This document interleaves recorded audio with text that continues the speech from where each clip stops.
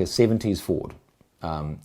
It's an amazing car, and it's got an amazing place in, cultural history.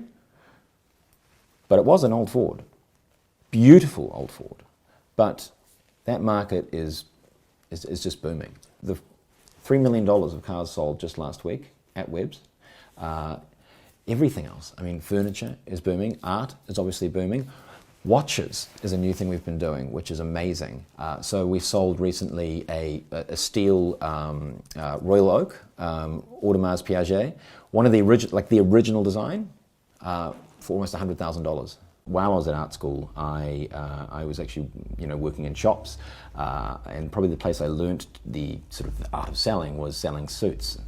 So I sold suits on Sundays and Mondays and whenever I needed to fill in, and that's probably the thing that got me kind of literate with that. So when I left art school, I had absolutely no idea what to do. Definitely kind of a moment of existential crisis, and the thing that I decided to do was to, I can sell. Or I thought I could back then, and I knew about art, so I thought, well, I'm going to go work in an art gallery. And I remember around that time, someone in my class at Elam was actually working at Webb's, and they needed somebody to paint the walls or something. And so I went into Webb's to paint the walls, for a bit of cash. And I was like, what is this place? I remember walking in, the whole place was filled with art and famous art. And I was like, people actually buy this stuff? And she said, yeah, no, it's a really big business.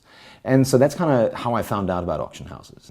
Well, you first start practicing in the estate department, which we used to have back in the day. So to anyone out there who thinks your things are important, when you die, your family gets all of it, and they take it to an estate auction house, and it gets sold for whatever someone's willing to pay. Mattresses are always at the start of the sale because they always sell well. So they start you off on mattresses, and that's kind of how I learnt it. And I remember somebody's mother died the night before a big auction.